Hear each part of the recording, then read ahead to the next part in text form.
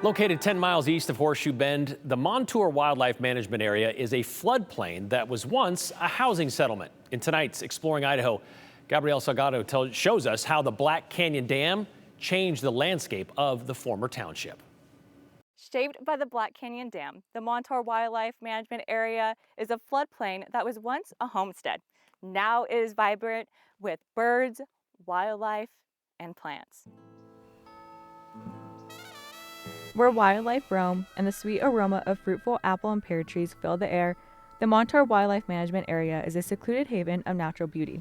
Tucked just 10 miles east of Horseshoe Bend and about an hour drive from Boise. The 1,350-acre conservation area sits in a flood-prone area along the Payette River. After the Black Canyon Dam was built in 1924, wildlife biologist Stephen Dempsey says the sediment buildup worsened seasonal flooding in the area. Over time, the reservoir sedimented in and it raised the water table from the whole river upstream. But before the construction of Black Canyon Dam, Montour was home to settlers who relied on mining, farming, and lodging as a way of life. There was a town site here that had a post office, a train station, a whole community that was here. The Idaho Northern Railway reached Montour in 1910, extending through Emmett and McCall, but the town stopped growing by the 1920s. So after some litigation and whatnot, the Bureau of Reclamation, BOR, they eventually bought out the town, and for their mitigation, they deeded this property and made an agreement with Fish and Game to manage it for the public use. Not much remains of the original town, but the land now serves a new purpose: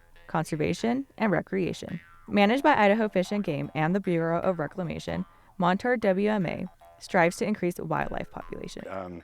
We're trying to supplement, almost making a super habitat. We're trying to make it almost better than natural out here to increase recruitment and try to grow more birds. To do this, Dempsey says wildlife biologists plant crops, ranging from sunflower seeds to grasses. So we're trying to provide food in the spring for babies of all different kinds of species, and then shelter throughout the fall and in the winter. But we try to have a diversity of crops that support a diversity of species. Dempsey says the main goal of the crops is to support the upland bird population, but often a crop that helps one species also helps other animals, like deer and bears. A majority of the park is closed for 6 months out of the year, from February 1st to July 31st, to protect nesting birds. You can come to one of these parking lots and there'd be pheasants in here and deer running around. It's like they know the schedule too, and all of a sudden there's animals everywhere. When the land is open for public use, visitors can enjoy hunting, hiking, camping, fishing, and birding. People ride horses out here, you can hike, and in the summer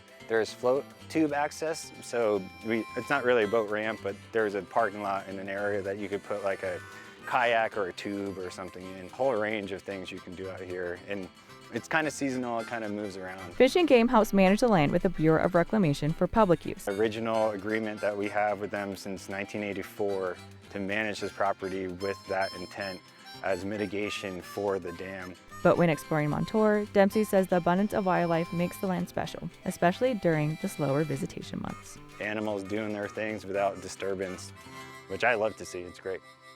Montour is gearing up for their annual pheasant hunting season that is coming up in just a couple weeks. They release about 60 pheasants a day.